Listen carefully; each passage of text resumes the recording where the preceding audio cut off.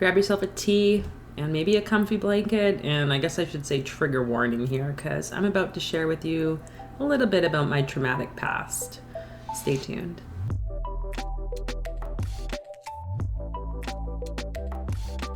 Welcome to the channel, everyone. My name's Fola, and here on Deep Mind Squared, we talk all things bridging mental wellness and spirituality for nurses.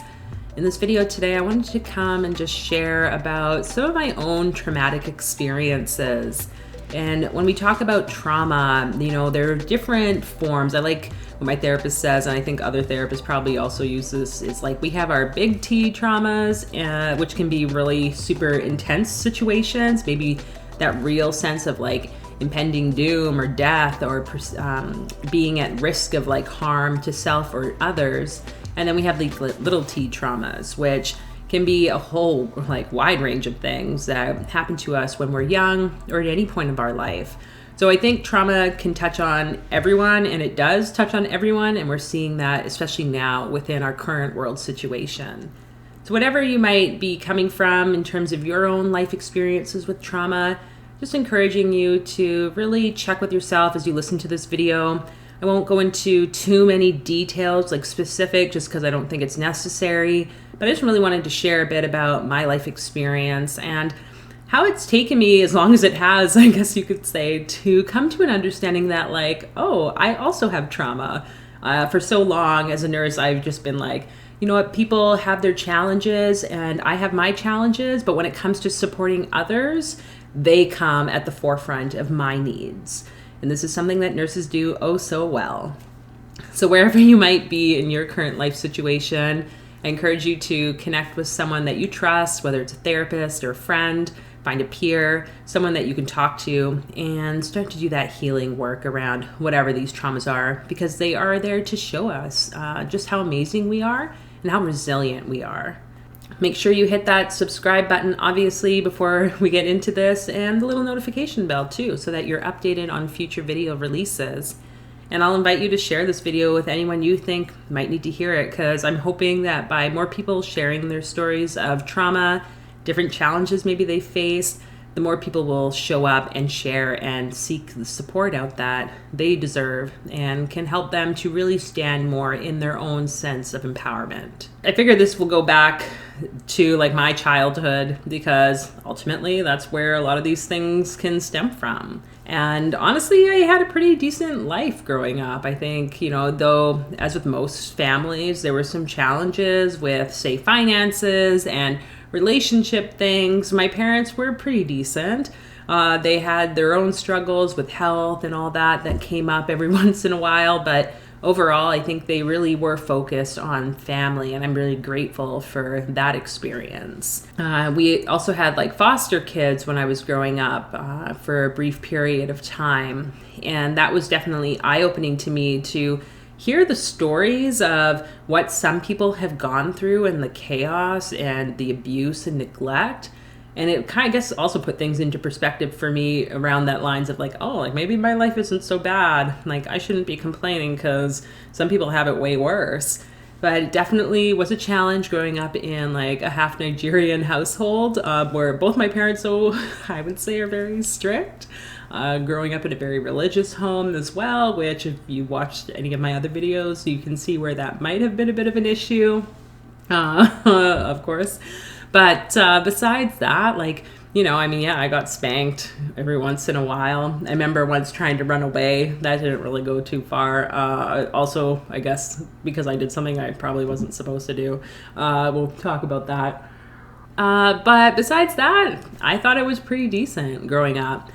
I had friends. I felt like close to them. I pretty much did well in school, I guess, sort of. Mind you, that increased as I got older, I guess, and I became more specialized in certain areas that interest me. But when I was 12, we got news we were going to be moving overseas to the Middle East.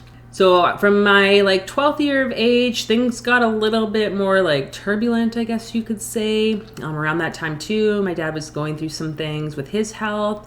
And I was grieving and going through this process of missing my friends. I think I cried every night, honestly, for a year, whatever. It seemed like a long time. this like letting go and like perpetual doom of I'm going to be going to this other place and I have no idea what it's about. It's across the world. All I've never known is like this beautiful small town that I live in. And it was a bit overwhelming. And moving there after starting like school late, just because of when we actually arrived in the country, that also was in itself a challenge. But I think overall it went okay, and I'm very grateful that I did live in the Middle East. As many of the challenges that came up, it was definitely worth like the ability to travel and see different things that happened. The big thing for me with having moved there was just really, you know, even though people spoke English and we went to like Western school, there was just this culture shock. But it was also very intriguing for me. And there were lots of people who were constantly coming and going. So you kind of just started to fit in as you could. So that was a gradual change, but I could tell actually even into my like older years how much that loss of friendship and that really impacted me. And it wasn't until I did like a holotropic breathwork session actually that a lot of that energy and emotion, a lot of the like anger and even some like shame that I had around that whole idea of like the move, that cleared away. The biggest challenge I would say having been in the Middle East was being there during what they would call a war, the Gulf War, the second Gulf War, I guess. If you could even call it a war. And seriously, this is where I have to get into that again. That's like, oh, it's really not that big. Like, think about the people who live in other countries where they like literally see people dying in front of them all the time. That wasn't the case for me. But looking back at that over these past couple years, I'm really starting to see how much that actually impacted me and others. And at that time, this was shortly, this was after 9/11, so World Trade Centers and all that stuff. I went to an American school, so that didn't help. I remember even just like finding out about 9/11, like it was supper time for us. So I was setting the table and then seeing the news because it was on. I'm like, oh, here's some planes going into a building. Like, what's that about? And I was just so nonchalant, like, hey, Mom, something's happening. It says breaking news. You probably want to come see this because it looks pretty like fantastical, if that's the right word I can use there. It didn't seem real. And that evening, they were supposed to be going to the school for like the opening parent-teacher conference or whatever, you know, like this is the beginning of the school year. And so my parents go to that. And they're basically, the school's like, yeah, basically everything's shut down now for at least a couple days as we figure out what the hell is going on. That was really quite interesting at that point for me, like really eye-opening, I guess, like, oh, like this is actually pretty serious. If the school and people think that there's like some threat to the school's safety, being that it's an American school in the Middle East. I guess I just at that point assumed it had to do something with terrorism. Interesting how those kind of relate all together, I guess. But anyway, so after that was this whole year of just uncertainty. Uncertainty of what's going to happen. Are like the Americans going to try and come over and like completely destroy everything here? Or are like the Iraqi government going to try and destroy everything in Kuwait, being that Kuwait's like a huge hub for American soldiers? They have the base there. And it was just really like so much uncertainty. And for me at the time, being a teenager, I'm like, oh, like life is still kind of going on. We were still going to school up until that point, though we'd been hearing that schools probably were going to shut down, which they didn't, until I think it was like, I remember that night watching like when they actually invaded Iraq. And we could see it on TV, and it was like, finally, like now we're going to be closed. But for how long? It was just a strange time. So much fear. They had the sirens, like air sirens, and these drills that were happening. And if you've ever heard them, there's like they have different like sounds for different reasons. And even to this day, I don't know what those like different reasons are and what the differences are. But I think that in itself kind of added a bit to my own pressure or like uncertainty and fears. Though at the time, I didn't necessarily connect to those fears. So I was just very nonchalant again and just going through life, like playing games and trying to do these readings and whatever, not really connecting to the fact that all this chaos happening and this uncertainty is actually impacting me. And I think for my parents, they didn't understand that either. They themselves weren't sure what was going on. So how did they manage that internally, yet alone be able to support like their child, right? So that, I think, in itself was like a huge challenge, and something looking back that where I'm at in terms of my healing journey now, it's like, oh, acknowledging fears is like super, super important. So experiencing a war, if I can even call it that, because nothing actually happened, at least to where we were. I know obviously lots of people were impacted from this action, and I think continue to be impacted due to this invasion.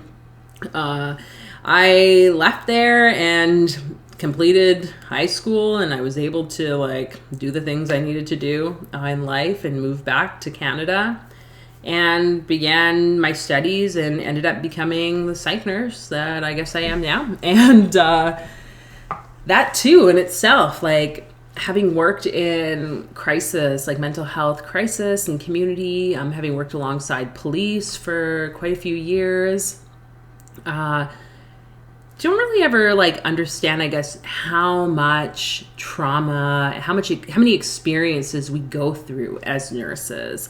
And I think back to when I was actually still a student, and I was placed in the place that I've worked for so long because I knew I was going to be there. I love that field, that area of crisis work, like community outreach. And I remember we had just been doing, I'm actually just kind of making more connections in my head as I share this. So this is why we tell stories. It's really healing. We had been like working with someone, and it was quite intensive experience, this assessment. And I was a student, but at the time it was like I was just there as this like other person supporting my nursing buddy.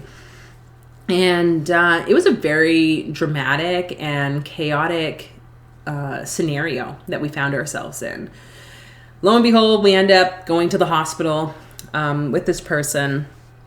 And before we actually get inside the hospital, at this time, this team operating is we'd have phones with us that we would have like crisis calls coming and bouncing through if the office was busy and those calls came. So a call came in, and it turned out to be like a suicidal caller. And so here I am, a student with a little bit of experience, having worked or like been part of this clinical placement for I think over maybe almost 2 months at this point. So kind of coming to the end of the practicum. And this person was like in the middle of ending their life in a very intense way. Let's put it that way. And I was literally being torn into like two. I can like not dissociated, but it was like I was in a place in the hospital trying to support with this other patient, and I was on a phone call with someone who was literally in the midst of killing themselves. And I was able to manage, like doing whatever. We got police on the phone and like got them to go 911 emergency to like respond. And it was this like pause between the police showing up, and I just kind of like brushed all that off. Like I never, it was like it happened. It's not like that was the first and only call I'd ever taken. But when I look back at it, it's like, wow, I think that was really the pivotal moment in my life of when I started to really like put down those sort of nursing experiences and the traumatic sort of events that happen, and I just like stuffed them down. So yeah, whatever, 11 years, 11 years of all that sort of stuff, working in a variety of different areas, being witness to a bunch of different sort of experiences where, police beating up patients and patients beating up police and people getting tased and people pulling weapons out. Lots of interesting things like being threatened or called names, and with a variety of things like working in the consumption sites, lots of things happened. Makes sense. I have this fear of like syringes and being stabbed by syringes. Just gonna have a little drink there. it's really eye-opening to like just recall some of this stuff and see how it's just built. And I feel blessed, like really, when I think about it, my life as a nurse has been pretty well protected. I guess maybe that's why I went to that field. It's like, if I'm with police, I know that they are going to be like the angels, the support, right? That I don't have to be at risk. Whereas a lot of nurses working in hospital settings, which I've done very briefly because it's just not my jam. Like I cannot manage that too well, just with my values and everything. But really, the things that I've seen and experienced have been way less than maybe what others have.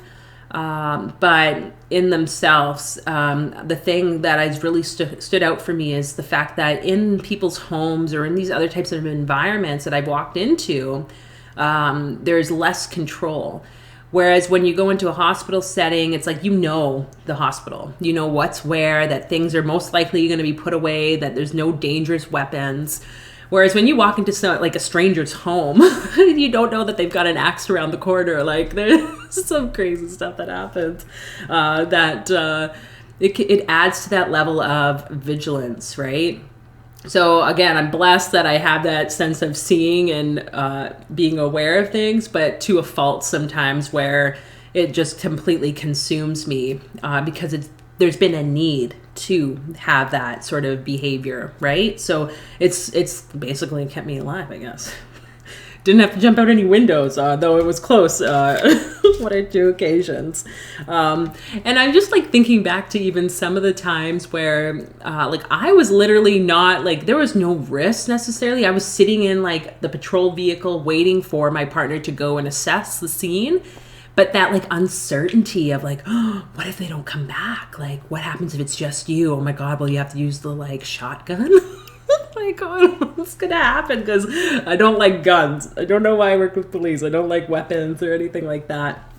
But this sense of just like so much stuff, and it just weighs, and there's that vicarious trauma from us hearing people's traumas and stories and being witness to them going through things. Like, it just keeps piling. So I think a lot of that stemmed to me then having to leave. Also, the times that I've like actually left my like full-time work and then finally leaving the healthcare system was around like actual physical assault, which is never pleasant. I think that's probably happened to most nurses. If it hasn't happened to you, then knock on wood, it never does. For me, it was the overdoses with like opioids. That was something that really has triggered me in my life experience, and what led me to basically leaving this last period is just having to really heal this part, because it just brought so much stuff up for me. And then being part of a work environment where people aren't able to really acknowledge any of the traumas that are going on, or be able to hold like trauma sensitive spaces when it comes to it, and support like staff, colleagues, and so forth. So those are some of my nursing experiences. And it's also interesting, literally all this stuff. 2021 was like a huge year of like trauma stories and releases coming for people. I had that event at work, and also I had like repressed memories of nature come up for me from my childhood. Very interesting to have that happen.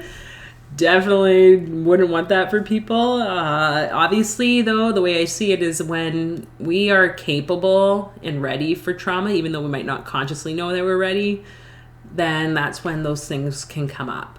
And I would invite you to connect with someone again that you trust, that you feel safe to talk about a lot of these things, because I think overall, that's kind of why I'm making this video for you today, is the fact that we all experience trauma in some way. And when it comes down to it, we don't have to carry it. It's coming up because it wants to be seen, it wants to be heard and validated. It wants to be like shown some compassion, right? And that you know that you are worthy of looking at that, seeing it for what it is, stepping more into your power, utilizing it in this like what we'd say like a power story instead of this victim story. Because it's so easy to go into victim mode when we talk about our traumas. whatever your experience has been in your life, whether it's a nurse or just someone who's maybe come on here and wanted to hear a bit about this, like, just know that you're not alone. There's so many people who are going through very similar experiences, and there's some really great ways to support healing trauma, whether it's through like talk therapy, though I think ideally like things like EMDR and those types of more conventional approaches, dare I call it conventional, can be really supportive, and those have helped me. And then there's also a lot of the somatic, like body energy processes, and this is where I feel like the shamanism, the energy work, all this like sound healing can really help to bring up things that need to be seen and to start to shift the energy around it so that it's not the same way it's been like operating inside of our lives. Also, the psychedelics can be really helpful. Though sometimes, obviously, the psychedelics can bring things up, which for me was actually a cannabis journey that like things came up that I had no idea about. But at the time, I guess it was bubbling at the surface, and it was just needed that little bit of like a oomph. Though honestly, not ideal to be in a journey when you are starting to see and experience these things. And also something that I really like, and I just want to end here with, is saying sometimes we might have doubts that things have happened to us, or we might try to minimize them.